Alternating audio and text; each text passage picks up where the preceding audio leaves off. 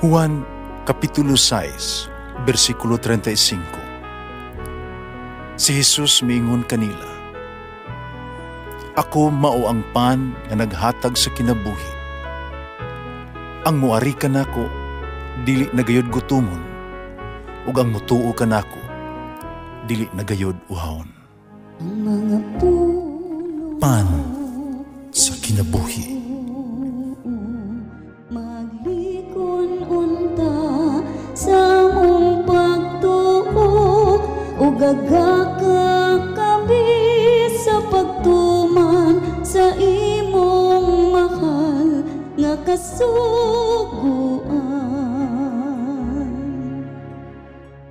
Ang ginumanaa kaninyo Santos ng Ebanghelyo sa ngalan ni San Lucas.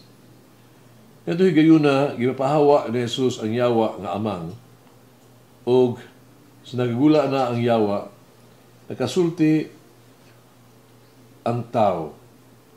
Ang mga tao na hibulong apan pipila kanila, miingon, si Beelzebul, ang pangulo sa yawa, mo'y naghatag kaniyang gahong pagpapahawa kanila.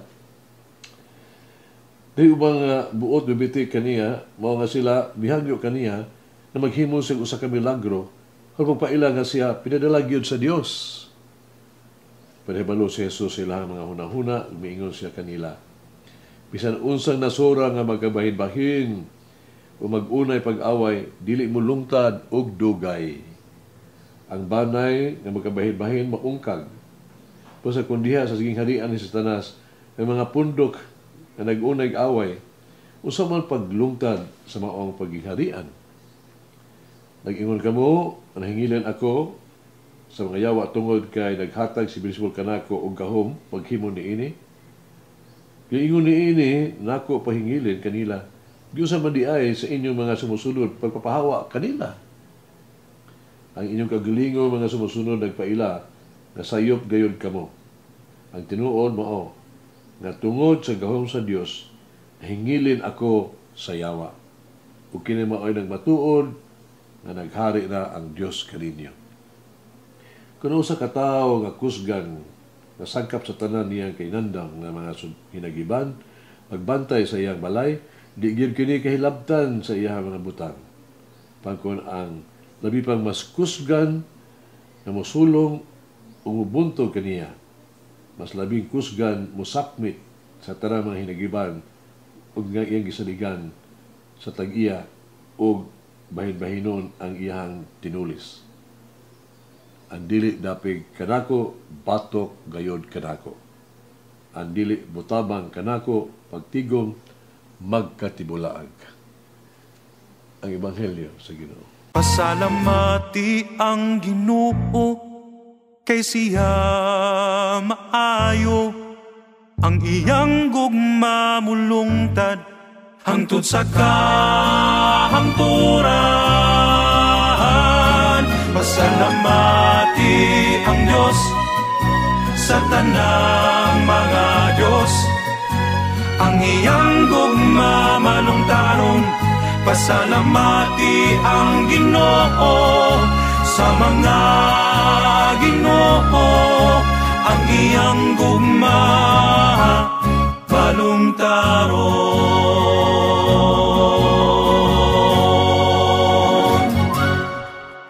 Kini usa kini ka klase kay strategy.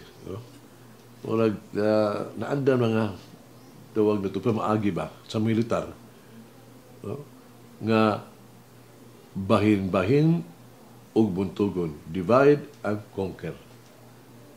Nagpasabot nga katagon ang mga puwersa sa kaaway sa gagmay mga grupo tungod kay mas sayon, mas dali nga buntugon ang gagmay mga puwersa kaysa hupgong tibuok ng kasundaluhan. Sa bahilo karong adlaw, ang tubag ni Jesus sa pasangil sa mga kaaway nga siya nagpagawa sa mga yawa, inabagan sa mga yawa ra usab.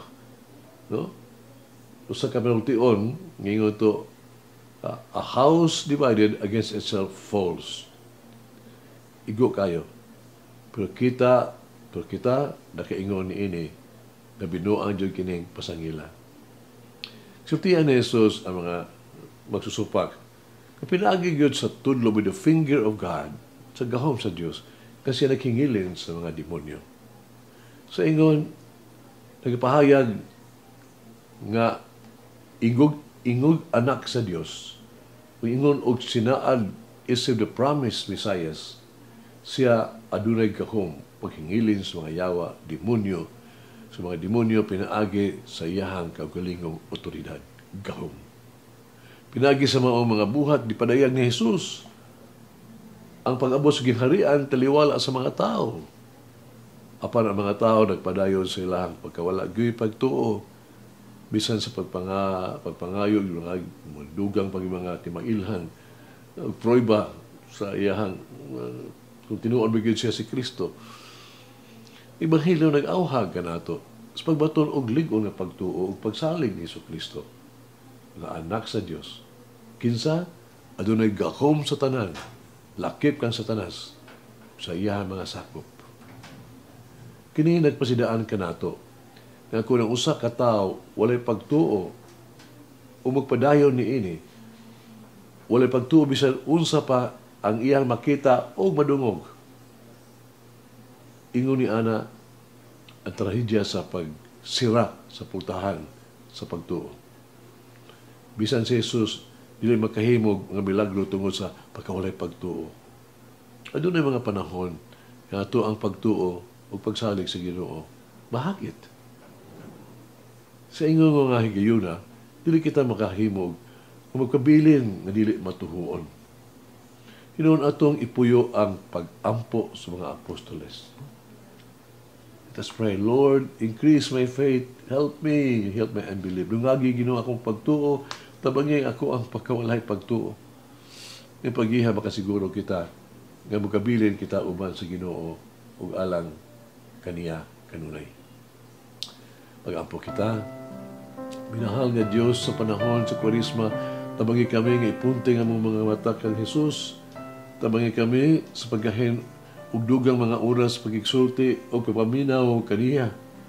Tabangi kami kay paambit kung unsa ang anaa sa uban, kung magbasol sa mga higayon nga kami nakasala.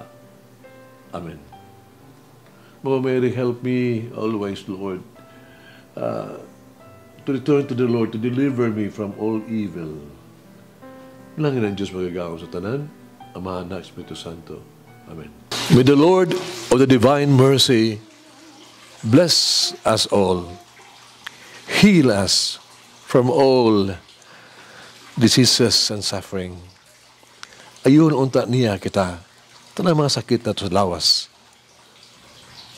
o sa kalag, body and soul. In the name of the Father, the Son, and of the Holy Spirit. Jesus, I trust in you. Amen. Whoever eats the bread of life will never hunger, says the Lord. Kay galaan inyong nabati ang pagpaambit ug hamubong pamalandong sa pulong sa Dios pinaagi sa tulumanon pan sa kinabuhi nga gidumala ni Monsignor Daddy Silva. Hangtod na usab sa sunod higayon, daghang salamat. The bread of life.